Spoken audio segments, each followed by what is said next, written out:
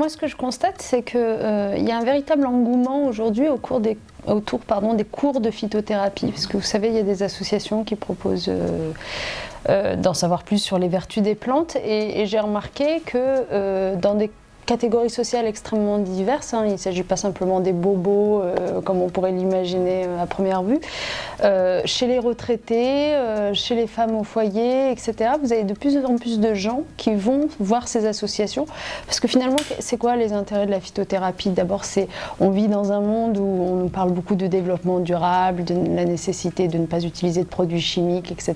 Et donc la phytothérapie, par définition, ça apparaît extrêmement sain.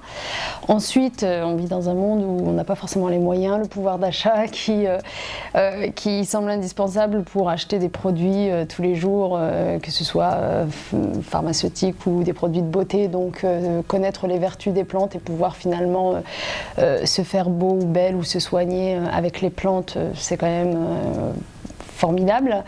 Et puis on vit dans un monde tout simplement de plus en plus curieux qui a accès à l'information et donc par internet vous avez très facilement accès à des choses extraordinaires, aux vertus des plantes, à l'histoire des plantes. Donc moi je constate que les gens sont de plus en plus intéressés et je pense en effet que ça peut prendre, moi à titre personnel je vais vous dire, quand j'étais plus jeune, parce que maintenant j'en ai plus trop le temps malheureusement, mais quand j'étais plus jeune je dévorais les ouvrages de comment se soigner par les plantes, comment se faire belle par les plantes, etc. Vraiment, parce qu'il y a un petit côté en plus ludique, presque magique finalement.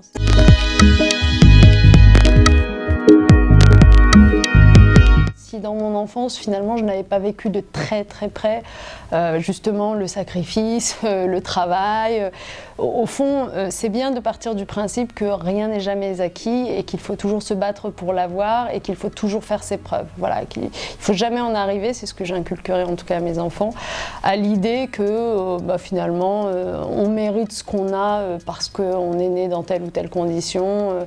Moi je considère que plutôt que de dire que les gens ont réussi, il faudrait dire que les gens ont été réussis parce qu'ils sont nés au bon endroit, parce qu'ils ont été mis dès le début de leur vie, dès le départ de leur vie dans des conditions, dans de bonnes conditions.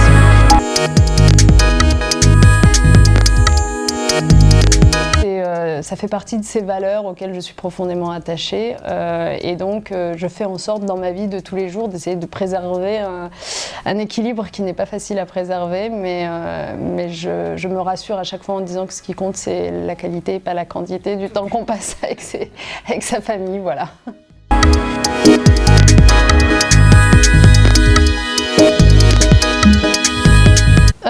Non, pour être franche, pas tout à fait. Enfin, c'est-à-dire, en plus, vous m'interrogez à un moment où on est à 6 mois d'une échéance présidentielle, où je suis engagée comme porte-parole d'un candidat. Je suis engagée aussi dans une campagne législative qui démarre. Bon, disons que j'ai un peu de pain sur la planche en ce moment, précisément, et je pense que ça va durer encore quelques mois. Mais du coup, j'essaye de me rattraper pendant les vacances. Je parle beaucoup au téléphone à mes enfants. Voilà. Et puis la vérité, c'est que je suis quand même très souvent frustrée. J'aimerais les voir beaucoup plus que je ne le fais, voilà.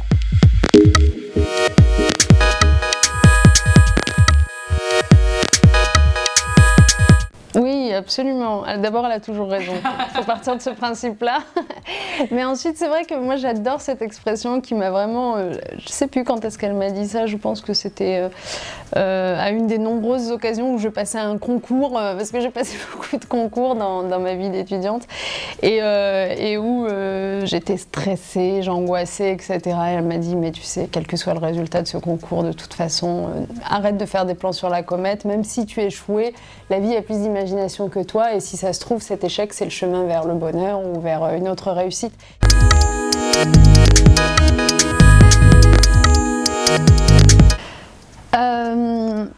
En ce moment, ce qui me fait beaucoup rire, c'est les rubriques bon goût, mauvais goût, où on critique, ouais, exactement, où on critique la tenue des actrices, des filles du showbiz, etc. Et les impairs qu'elles commettent parfois en termes de mode. Bon, très franchement, je vous le dis avec beaucoup de précaution, parce que je n'ai aucun sens de la mode, donc vraiment, je suis mal placée pour donner des leçons, mais juste ça m'amuse. Et puis, comme pour le coup, en ce moment, j'utilise vraiment les magazines magazine féminin pour me délasser, donc j'y cherche pas particulièrement d'informations. Voilà, donc en fait je fais comme les enfants, je regarde les images. Il faut dire les choses franchement, c'est pas terrible d'entendre un responsable politique dire j'ai plus le temps de lire. Plus exactement, ce que je n'ai plus le temps de lire, c'est des romans, alors que c'était vraiment ce que je préférais. Je lis des essais, je lis des articles condensés pour avancer sur la réflexion, puis j'écris moi-même, c'est ça qu'à un moment donné vous passez de l'autre côté d'une certaine façon.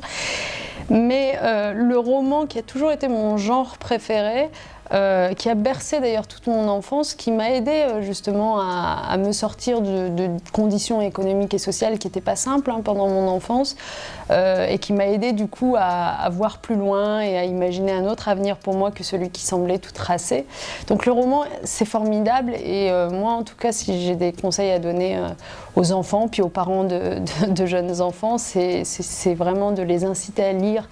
Parce que dans le fond, c'est la meilleure façon de voyager quand on n'a pas les moyens de voyager. Mais même quand on a les moyens de voyager, je vais vous dire, on voyage mieux en lisant un roman.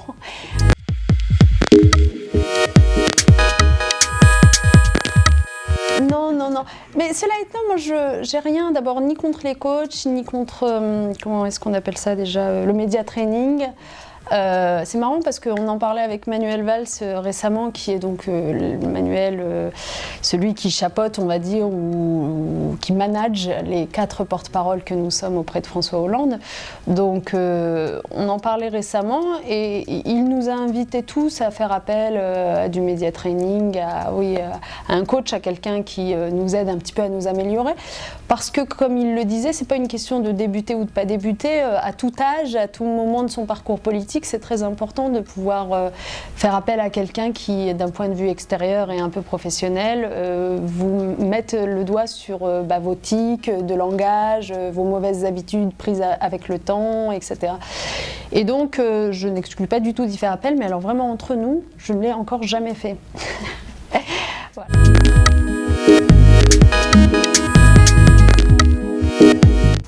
Non, mais en fait, ça fait partie de mes,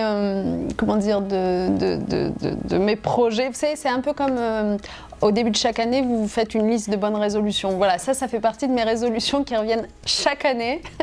À chaque 28 décembre à peu près, je me dis, tiens, il faudrait que j'aille faire du shopping pour modifier un peu ma garde-robe et la rendre en effet plus saillante. Bon, la vérité, c'est que en fait, je déteste faire du shopping.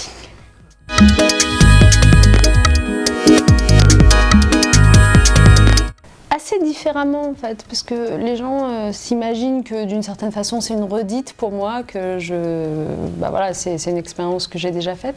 Mais d'abord, pour en revenir aux questions précédentes, en 2007 j'étais pas mère de famille, et ça change quand même beaucoup de choses. C'est-à-dire que j'étais très libre finalement de mes déplacements, de mon temps, de ma disponibilité.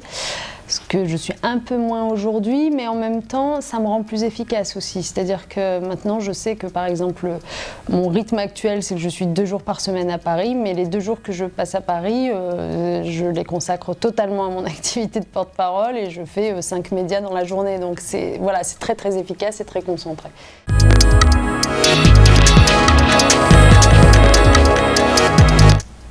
Irrésistible? Non. Non, comme ça, là, non.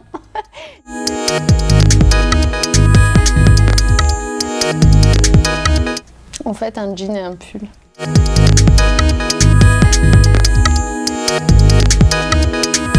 Qu'il y ait un mal-être général dans l'entreprise, c'est une évidence. Moi, je vous invite vraiment à lire, si vous en avez le temps, les travaux de Philippe Askenazy, qui est un économiste qui a beaucoup travaillé sur la souffrance au travail, qui vous raconte d'ailleurs des choses absolument horribles, mais vraiment on n'imagine même pas que ça puisse se produire, notamment dans les grandes surfaces, pour les caissières, etc., qui ont un travail à temps partiel, compartimenté. Enfin bon, je ne rentre pas dans les détails, mais vraiment Philippe Askenazy, ça en vaut la peine.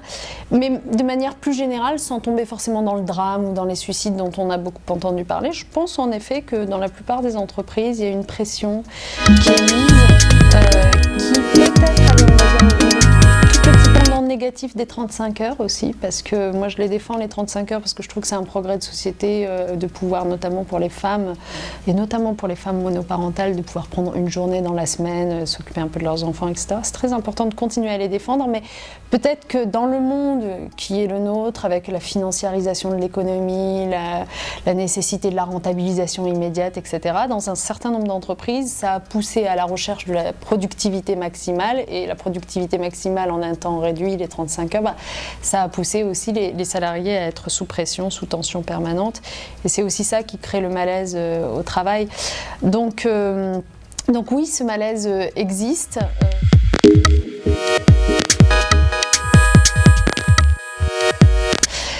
Moi, vous savez, il y a une expression anglo-saxonne qu'on ne pratique pas trop en France qui s'appelle l'empowerment. C'est vraiment, en fait, c'est comme du coaching en quelque sorte. C'est-à-dire cette capacité à, faire en sorte que les gens deviennent acteurs de leur propre vie. C'est-à-dire, en gros, à les mettre dans un état d'esprit positif, constructif. Et cet empowerment, je pense que tout ce qui peut y concourir est le bienvenu.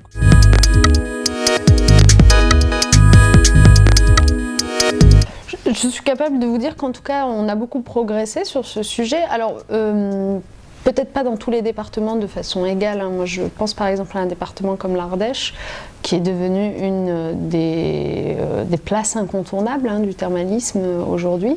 Je sais que la région Rhône-Alpes continue à soutenir cet objectif, en effet. Donc, il ne reste plus qu'aux entreprises et à tous ceux qui sont un peu volontaires en la matière à investir, pourquoi pas dans le Rhône. Après tout, c'est quand même là qu'il y a le plus de monde et le plus de visiteurs. On est à quelques jours de la Fête des Lumières qui a lieu la semaine prochaine, qui attire chaque année entre 3 et 4 millions de visiteurs. Donc c'est vrai que c'est l'occasion aussi de faire passer un bon moment à ces visiteurs qui, je vous le dis parce que je m'en occupe très directement pour la ville de Lyon, de la Fête des Lumières. On a fait une petite enquête. 80% de ces visiteurs qui viennent pour la première fois à Lyon à l'occasion de la Fête des Lumières, donc uniquement pour voir la fête, 80% disent que ça leur a convaincu qu'ils veulent revenir voir Lyon dans d'autres conditions et à un autre moment. Et donc je pense que le thermalisme peut être aussi une façon de bien les accueillir pour faire de ce qu'on appelle de la welcome attitude ici.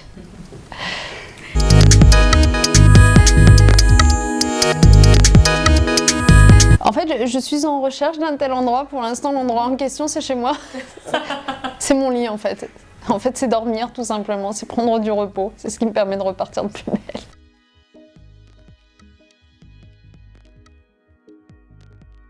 Dans un pays chaud, je sais pas, à cette période, bon, je vous avoue que je suis en train d'essayer de trouver ma destination de vacances. En ce moment, je cherche beaucoup du côté des îles Canaries, que je ne connais pas particulièrement, mais je crois savoir qu'il y fait à peu près beau, donc voilà. Donc c'est à ça que je pense immédiatement. Ça ne veut pas dire que je finirai là-bas, mais...